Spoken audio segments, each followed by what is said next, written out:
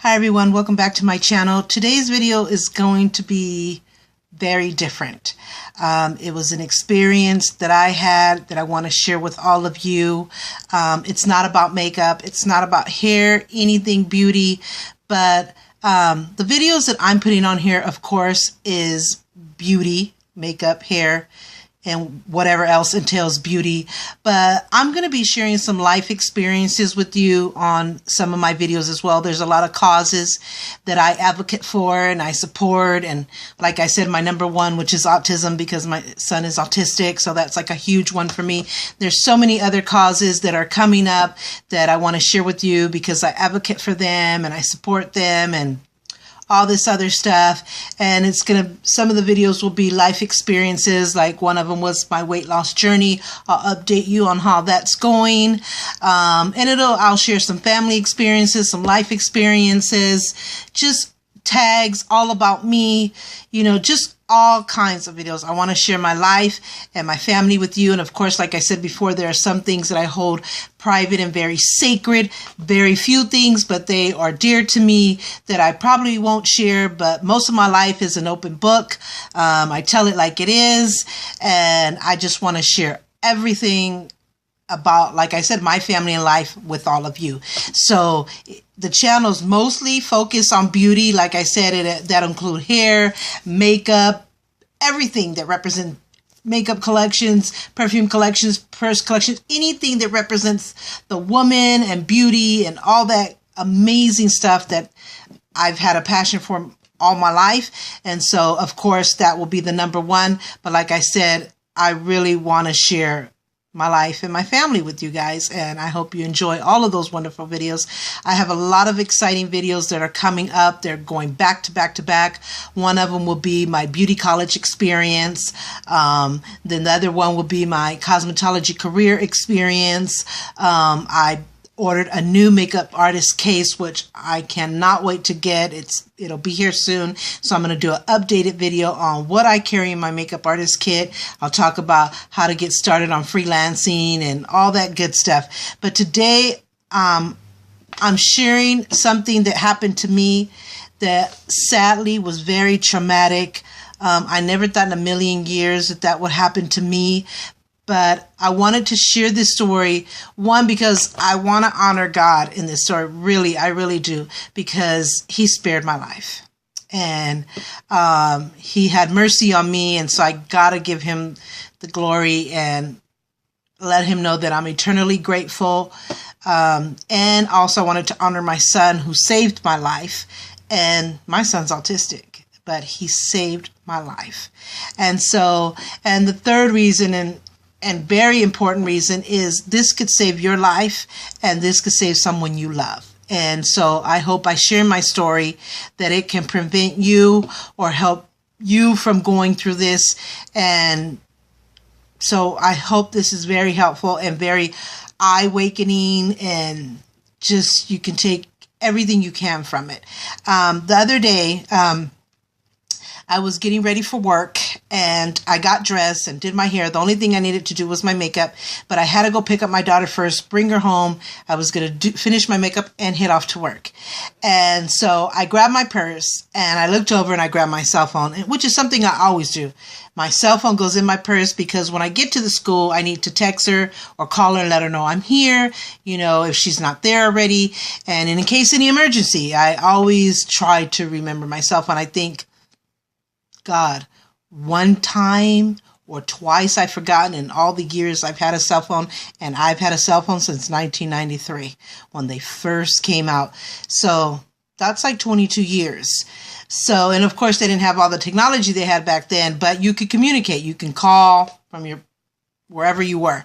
And so thankfully now we have technology. We have internet, texting, picture messaging, Facebook, all this wonderful stuff that, sometimes we take for granted and we feel it's taken from our lives, but actually it can be a savior in your life. Anyway, getting back to what happened that day, I grabbed my purse, I grabbed my cell phone, I told my son who was in his room, I said, I'll be back. I'm going to go pick up my daughter, Carolina. And he said, okay. And so before I left the house, I texted my daughter and I said, I'll be on my way. And so I went through the door, got to my car, got in it, shut the door. I went to go start my car and it was completely dead. I immediately realized that I was trapped in the car. It's very hot in my town. It's been over 100 degrees for a long time now. Of course, we're in the summer, so for like the past 2 or 3 months, it's been like over low 90s, but mostly 103, 105, 101, just over in the hundreds. And so it's been extremely hot. And so I immediately realized that I was trapped in my car. And I just lost my mind. But I knew I had to fight for my life.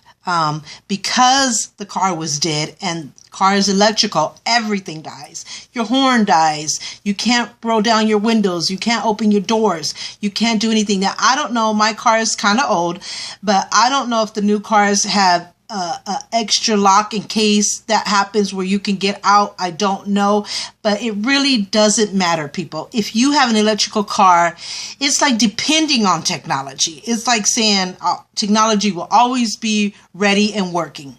To say that is just like mind-blowing, because everything in life can fail but God. Everything in life. And there's no guarantee in life but one thing, and that's death. There's no even guarantee that you're going to be born, but there's a guarantee that you're going to die.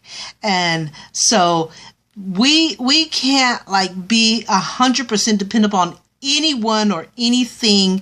We have to, even if it's the newest, fanciest car, that, oh, it has an extra lock, I'm going to get out. I hope you do. But there could be a chance that the mechanical system can fail, and that might not even work. Or the doors or windows, for some strange reason, the pressure or anything can make it fail. And so that's why I'm sharing the story. My car is a little bit older, but when I realized I was trapped, I thought, oh my God. I immediately started sweating profusely. I could not breathe through my nose or through my mouth. The heat was just that intense.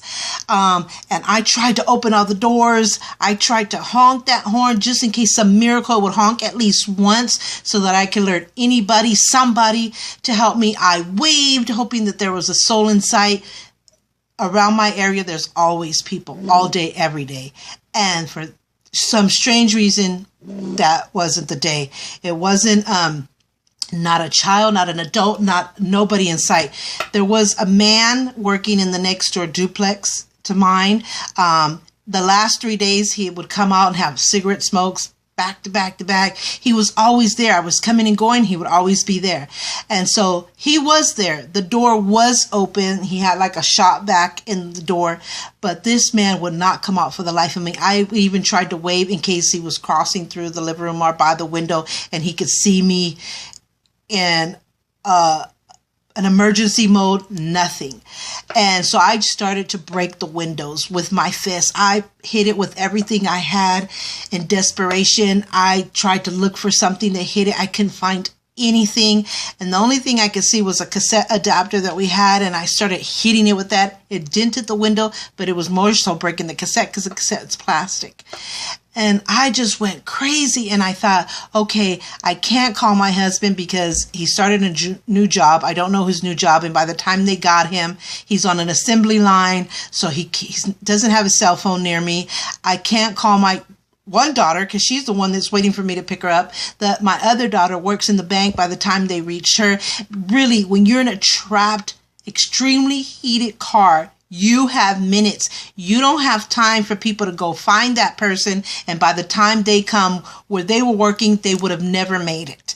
And a lot of times my daughter doesn't get texts. And I sent her text after the fact and she got it 4 hours later.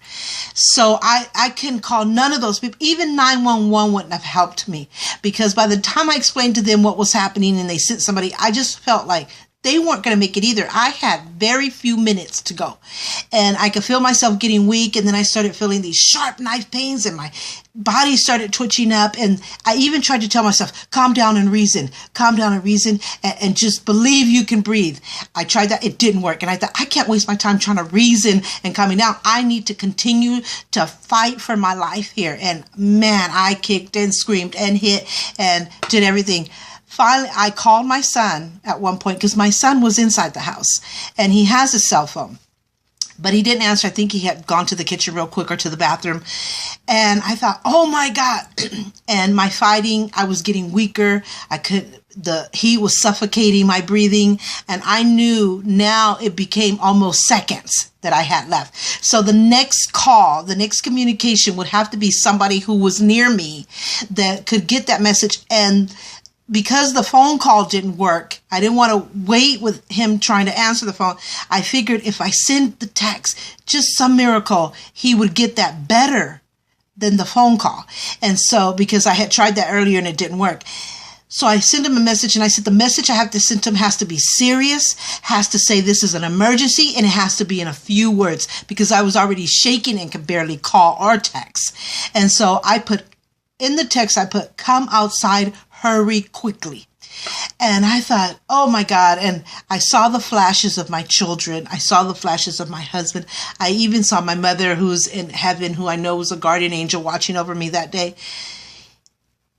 I thought, oh my God, I'm never going to see my family or my kids again. I'm going to really try to get to this video without crying, but it's really bad. And I thought, and gee, what a trauma and a suffering for my children to find me in this car dead, because I was trapped. And so I thought, please, dear God, let him see this. Oh my God, all of a sudden I saw my front door fly open and my son's face.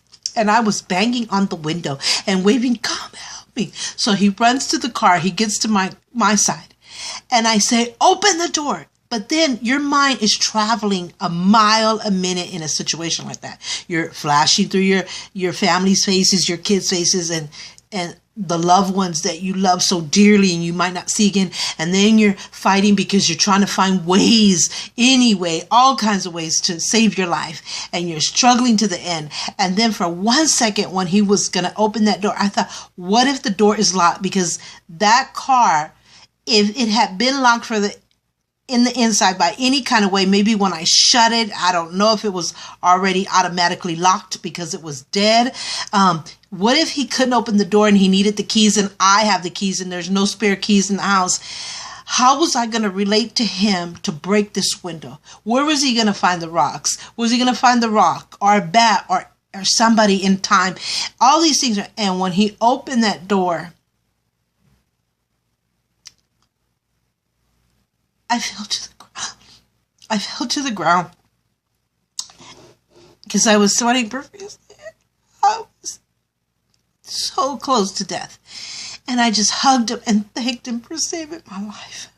And I went in the house and I could not stop crying and shaking. My body was hurting. So immediately I texted my daughter. I called her, I think, and I said, you know, there was an emergency. Just please wait there. Don't get scared. I'm going to try to get somebody to get you. Then I called one of my coworkers, which was one of the managers, and I told her what was happening, and she kind of got me through the beginning emotional stages. And then, of course, I called my boss. I was in no condition whatsoever to go to work, and she was just so kind and understanding and just was shocked, and just told me, relax, take care of myself. Don't worry about the job. Everything would be fine. And so that meant a lot to me. And I finally called a friend and I told her what happened in so many words. And I said, my daughter's at the school and she lives really close to the school. I said, can she come stay at your house to figure out a way to pick her up? And she goes, don't worry about that. She doesn't even have to ask. Just tell her to come. And so that's what my daughter did. And after a while, she knew I was in a really bad condition. So instead of waiting for me to go pick her up, my friend brought her home and she found me in the room hysterical.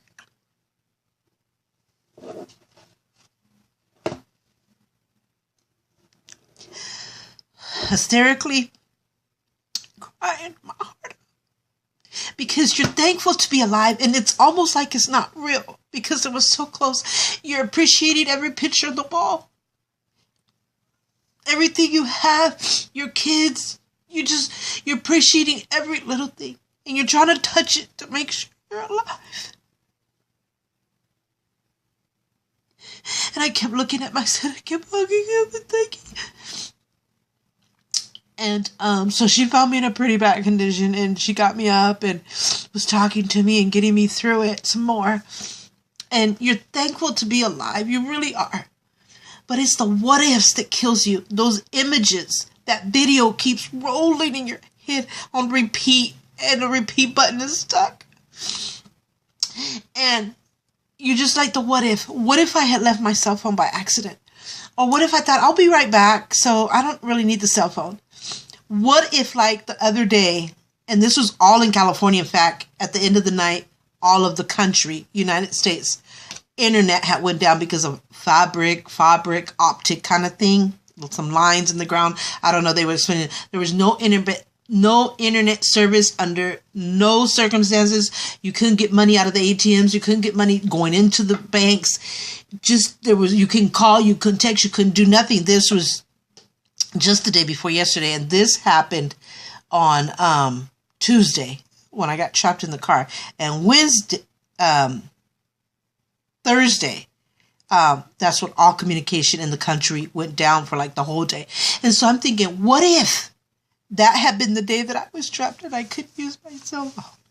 What if my son had been in the bathroom for a good while? What if he had been in the kitchen, because he goes in the kitchen, he's there for a good while? What if he had his headphones on because he likes to hear music? What if he was asleep?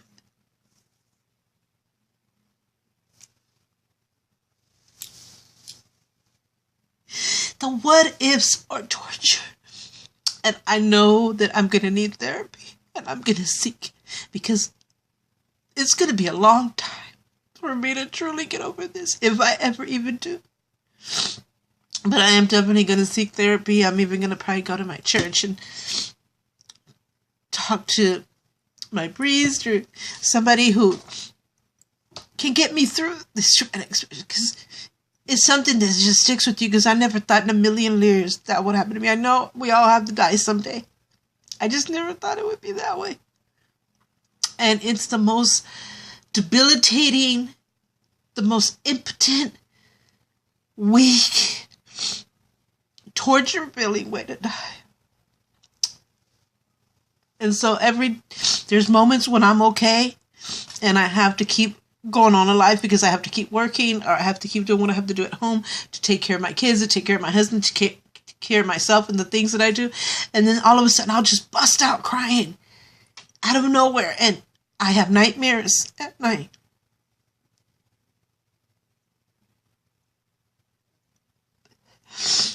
But I wanted to share that with you because,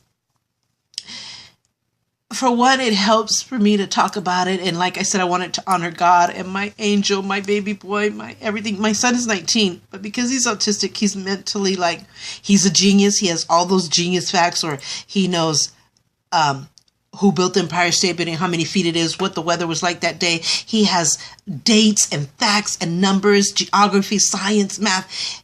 He knows how to operate an iPad, a computer, TV, electronics. He has the genius that a lot of autistic people have.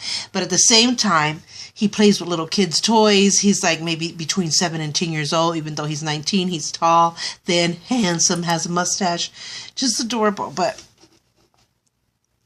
I knew that he was brought to my life to change my life and make it so special, even though the journey has been tough at times.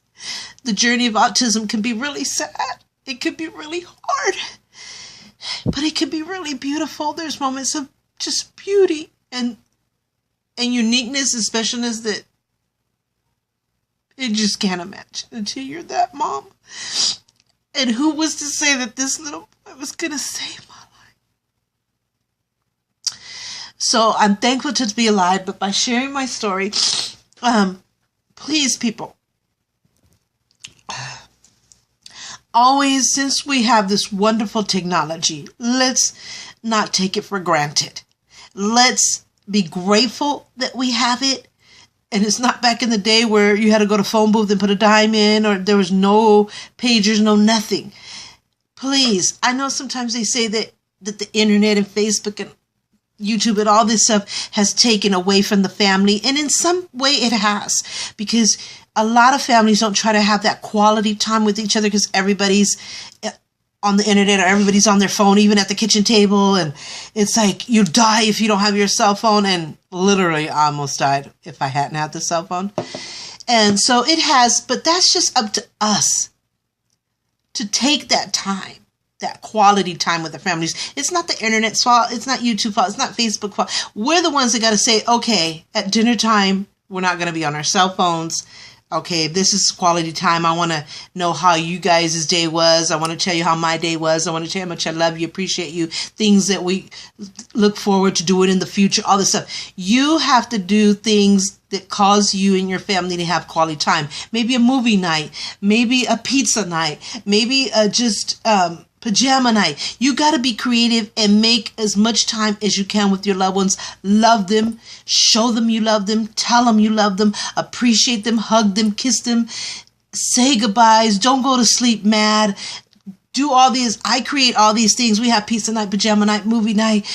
I just try to do everything I can to make it fun and loving and special. And so that's our responsibility to do that. We can't blame it on the cell phone and technology. We really can't. And what would we have done back in the day? Because I was in the day when we didn't have it. And so I lived a happy, fun life. And I'm in the time where we do have it, and I enjoy it as like you won't believe. But it's up to me and my family to have that quality time and not let all this get in the way. There's a time and a place for everything. And so, but at the same time, we have to appreciate that we do have all this technology, so many ways of quickly, importantly, seriously, in an emergency and in a loving or fun or whatever reason, we have a way to communicate. Internet, texting, picture messaging, FaceTime, Skype, YouTube. Oh, the list goes on and on. Calling just at the spur of the moment without needing money or looking for a place. And so, I thank God for technology. But people, please, when you're going anywhere, whether you think you're just going to run real quick to the store, you're just going to go down the street, or I'm just going to go to a neighbor's house, please don't ever feel like 100% you might make it back, because your life can change in a second, just like mine did. Don't leave anything on the stove. If you're cooking, turn it off and restart it when you get back. Check for electrical things, an iron that's plugged. Like I said, stuff on top of your stove. Take your phone with you, even if it's a low battery, even if you don't think you're going to need it. There's always an emergency. You'll need it 100% of the time. Take it with you. Let people know where you're going. Just don't leave the house. Like my son would have never known what was going on or how to help me if he did not know what my plan had been. And letting my daughter know that I was on. So two people know where I started from and where I was going to end up at. Keep a hammer. I don't care if you do have the newest car and the most fanciest technology. You could take it for granted if you want, but take my advice. This could save your life or someone else's life. Put a hammer in your car. I know they have this pin out now that they said you tap the window and it could shatter it. They invented it for people that their cars went into the water, and because of the pressure of the water, they couldn't open the doors. So they would tap the pin, the glass, and then it would shatter and they could swim up to the top. Well, now it could be used in situations like this where you're trapped in a car, baby's trapped in a car. I don't know how people live their babies in the car.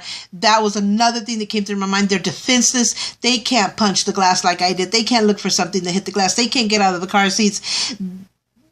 They just die a senseless, horrible, tortured death. And so please, it's better to, I always said it's better to be late than sorry. You can always explain to your boss why you're late. You can always explain to the person why you didn't make it, but you only have one life. Please, you can always explain. And even if you got fired, so what? There's another job, but there's not another you, and your family and your children need you. So please, take the extra time to take precautions. Like I said, keep a hammer or something that's heavy and hard enough to break that window, guaranteed, if you had to hit it with that. Make sure, like I said, you have your cell phone or any device that will allow you to communicate with anyone at any time. When you get in your car, don't automatically assume the car is going to start.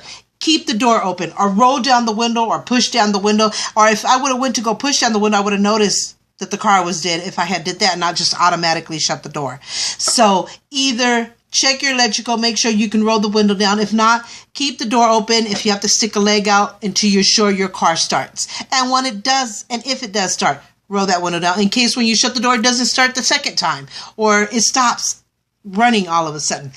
So please make sure that the car is running and everything is okay before you shut your window or your door. Make sure that you have that hammer or anything that you know that guarantee is gonna break the windows. Know your car more, because this car was a car that used to be my daughter's, and she just bought a brand new car, and my car, my window is broke on the back, so my husband had just ordered the window, so I was using her car because I didn't want to be with that plastic in the back and no window. And my car would have saved me because my car is automatic. I've had my car for 13 years. It runs perfectly. I paid it off. I'm so proud of it. It has sentimental value. It's really cute. It's a Ford Escort ZX2. It's a sports car. It's red. It's beautiful. But I have the automatic windows where you roll it down. I appreciate the old-fashioned way a lot, and even more so now. I could have rolled those window downs. I could have went out the plastic. Just so much more I could have did if I had been in my car.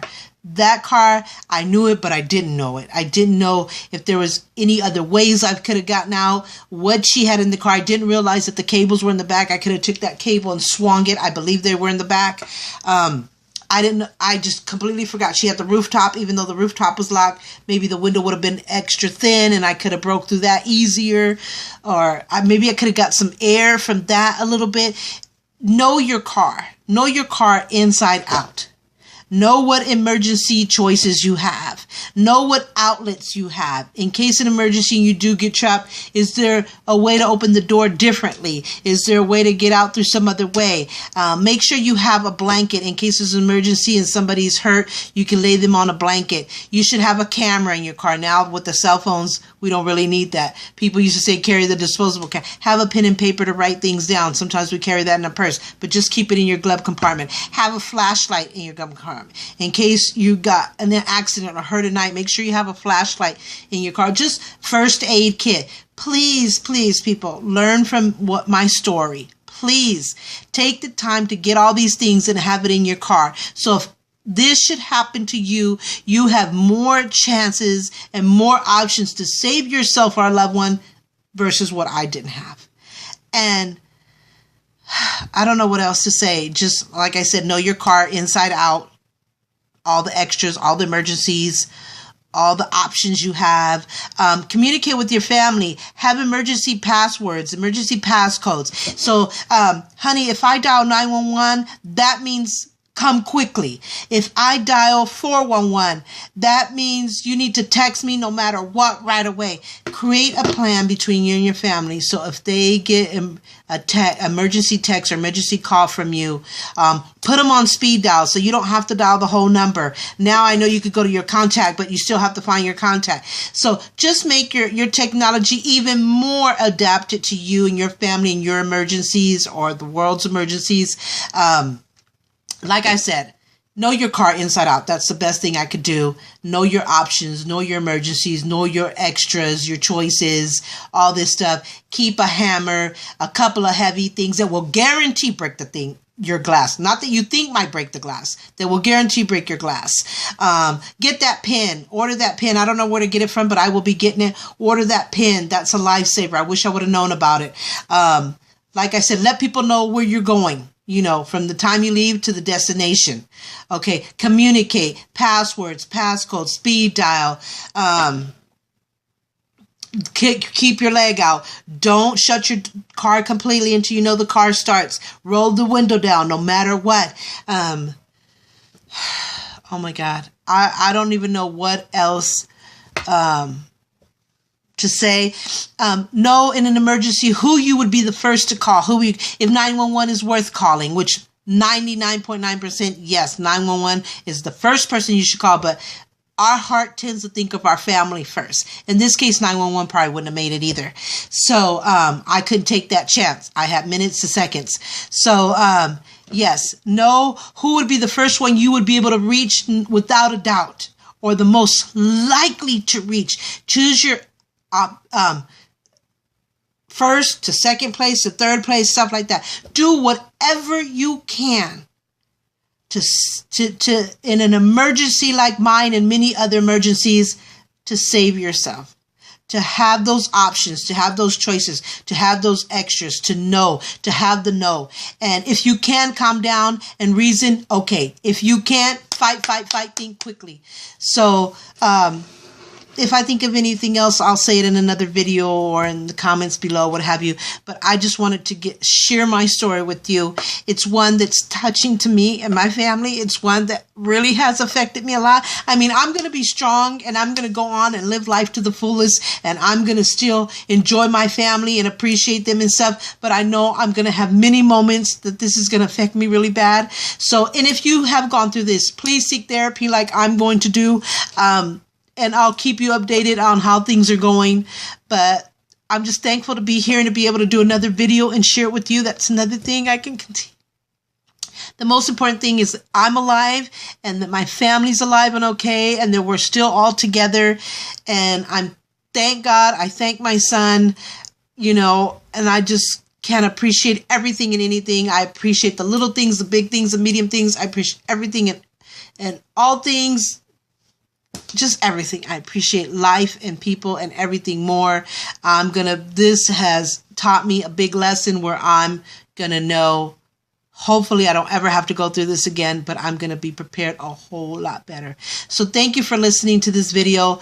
I know it's not a beauty thing, but my heart was just, heavy. I had to share this. It just had to be, because I'm going to save somebody's life, whether it's you, a loved one, or somebody in the world. So please take my advice. Don't take this for granted. Don't ignore this. Please, even if you think, oh, she's just so over dramatic, over exaggerating. Okay, if you want to take it like that, that's up to you. Like I say, I pray for you. I really hope that you don't ever have to go through this and you don't ever need my advice for my story. I really do. I really do.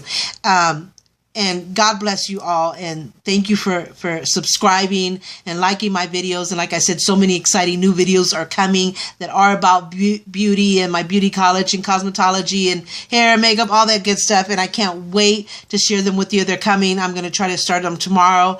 And my new makeup artist case. So again, I'm thankful to be alive, thankful to be back on YouTube. And please don't forget to subscribe. I love you guys. Thank you for listening. Please give it a thumbs up. Don't forget to subscribe. And please be safe and God bless. I love you guys. Thank you for watching. Take care.